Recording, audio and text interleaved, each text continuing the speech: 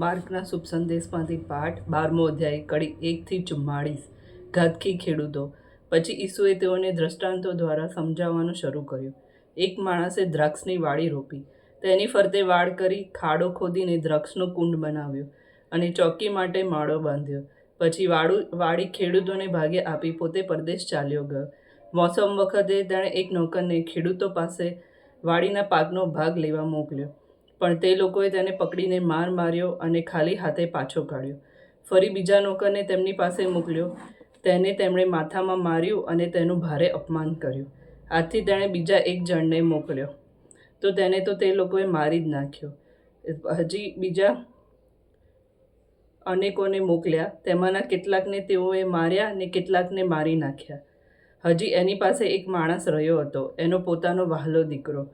છેલ્લે એણે તેને પણ મોકલ્યો. મારા દીકરાની તો તેઓ લોકો અમાન્ય રાખશે જ, એવું તેણે ધાર્યું હતું. પણ તે ખેડૂતોએ માહોમાહે કહ્યું, આ વારસ છે, ચાલો આપણે તેને મારી નાખીએ, એટલે વારસો આપણને મળશે.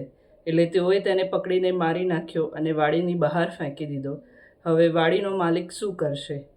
તે આવીને ખેડૂતોને મારી નાખશે અને વાડી બીજાઓને આપશે. તમે શાસ્ત્રમાં કદી આ વાંચ્યું નથી કે જે પથ્થરને કડિયાઓએ નકામો માનીને ફેંકી દીધો હતો, તે જ આધારશિલા બન્યો છે. એ ઈશ્વરની લીલા છે.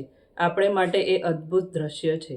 આ દ્રષ્ટાંત પોતાને અનુલક્ષીને કહ્યું છે એમ એ લોકો સમજી ગયા, અને તેથી તેઓ ઈસુને પકડવા માંગતા હતા, પણ તેમને લોકોનો ડર લાગતો હતો. આથી ઈસુને છોડીને તેઓ ચાલતા થયા.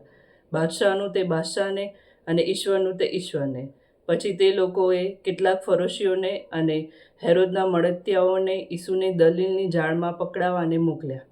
તેમણે આવીને ઈસુને કહ્યું, ગુરુદેવ, અમે જાણીએ છીએ કે આપ સત્યવાદી છો. આપ કોઈની શરમ રાખતા નથી, કારણ આપ મોડું જોઈને ચાંદલો કરતા નથી, પણ સત્યને વળગી રહીને ઈશ્વરનો માર્ગ પ્રબોધો છો. રોમન બાદશાહને કર આપવાની શાસ્ત્રમાં છૂટ છે કે નહીં? અમે આપીએ કે ન આપીએ? ઈસુએ તેમનો દમ સમજી જઈને કહ્યું, તમે શું કરવા મારી પરીક્ષા કરો છો? એક સિક્કો લઈ આવો અને મને જોવા દો. તે લોકો સિક્કો લઈ આવ્યા. એટલે ઈસુએ તેમને કહ્યું, આ કોની છાપ છે અને આ કોનું નામ લખેલું છે? તે લોકોએ કહ્યું, રોમન બાદશાહનું. ત્યારે ઈસુએ તેમને કહ્યું, તો જે બાદશાહનું છે તે બાદશાહને આપો, અને જે ઈશ્વરનું છે તે ઈશ્વરને આપો. આ સાંભળીને તે લોકો તો આભા જ થઈ ગયા. પુનર્જીવનનો પ્રશ્ન. આ પછી કેટલાક સદુકીઓએ, એટલે કે પુનર્જીવનમાં ન માનનારાઓએ ઈસુની પાસે આવીને એવો પ્રશ્ન પૂછ્યો કે, ગુરુદેવ, મોશેએ આપણે માટે એવો નિયમ કરેલો છે કે જો કોઈ માણસ પત્નીને પાછળ મૂકીને નિસંતાન મરી જાય તો તે તેના ભાઈએ વિધવા સાથે લગ્ન કરી પોતાના ભાઈનો વંશવેલો ચાલુ રાખવો. હવે વાત એમ છે કે 7 ભાઈઓ હતા. તેમાંનો પહેલો પરણ્યો અને છોકરા થયા વગર જ મરી ગયો. એટલે તેની વહુ બીજા ભાઈને પરણી, અને તે પણ છોકરા વગર મરી ગયો. એવું ત્રીજાનું થયું. આમ 7 ભાઈ નિસંતાન મરી ગયા. આખરે બાઈ પણ મરી ગઈ. તો પુનર્જીવન વખતે જ્યારે તેઓ પાછા સજીવન થશે, ત્યારે એ કોની વહુ થશે? કારણ એ 7 તેને પરણ્યા હતા.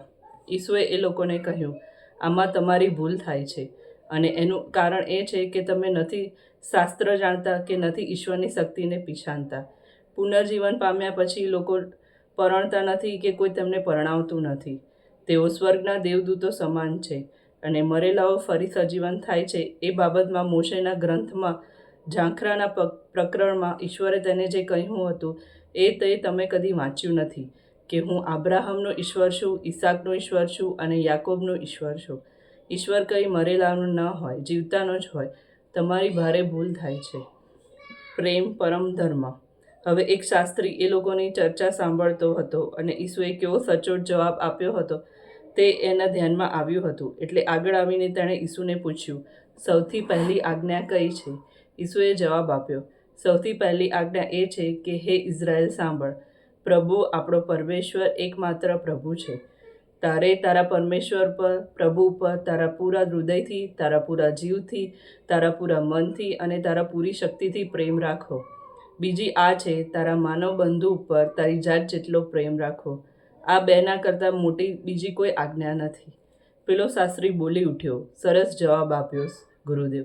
આપનું કહેવું સાચું છે કે ઈશ્વર એક જ છે અને તેના સિવાય બીજો કોઈ નથી. તેના ઉપર પૂરા હૃદયથી, પૂરા મનથી અને પૂરા શક્તિથી પ્રેમ રાખો અને માનવ બંધુ ઉપર પોતાની જાત જેટલો પ્રેમ રાખો, એ કોઈ પણ આહુતિ કે બલિદાન કરતાં ક્યાંય ચડિયાતું છે. એણે આવો સમજણભર્યો જવાબ આપતો જોઈએ ઈસુએ કહ્યું, તું ઈશ્વરના રાજ્યથી બહુ દૂર નથી. એ પછી ઈસુને વધુ પ્રશ્નો પૂછવાની કોઈની હિંમત ચાલી નહીં. એ કોનો પુત્ર છે? પછી મંદિરમાં ઉપદેશ આપતી વખતે ઈસુએ પૂછ્યું, ખ્રિસ્ત દાવીદનો પુત્ર છે એવું શાસ્ત્રીઓ સી રીતે કહી શકે છે? કારણ દાવીદે પોતે પવિત્ર આત્માની પ્રેરણાથી કહ્યું છે કે પ્રભુએ મારા પ્રભુને કહ્યું, તારા શત્રુઓને હું તારા ચરણે નમાવું ત્યાં સુધી તું મારે જમણે હાથે બેસ. આમ દાવીદ પોતે એને પ્રભુ કહે છે, તો પછી એ દાવીદનો પુત્ર ક્યાંથી હોઈ શકે? દંભ નિંદા. વિશાળ લોક સમુદાય ઈસુને આનંદથી સાંભળતો હતો. ઉપદેશ દરમિયાન તેમણે લોકોને કહ્યું, શાસ્ત્રીઓથી ચેતતા રહેજો, જેમને લાંબા લાંબા ઝભ્ભા પહેરીને આમ તેમ ફરવાનું અને રસ્તે ઘાટે લોકોના વંદન ઝીલવાનું તેમજ સભાગૃહોમાં આગલી બેઠકો અને ભોજન સમારંભોમાં મુખ્ય સ્થાન મેળવવાનું ગમે છે. તેઓ વિધવાઓની મિલકત હોયા કરી જાય છે અને સાથોસાથ દેખાવને ખાતર લાંબી લાંબી પ્રાર્થનાઓ કરે છે. તેમને વધુ આકરી સજા થશે. વિધવાની કોડી. ઈસુ મંદિરના ભંડાર સામે બેઠા બેઠા લોકો તેમાં પૈસા નાખતા હતા તે જોતા હતા. ઘણા પૈસાદાર લોકો મોટી મોટી રકમ નાખતા હતા. એવામાં એક ગરીબ વિધવાએ આવીને તેમાં 2 કોડી નાખી.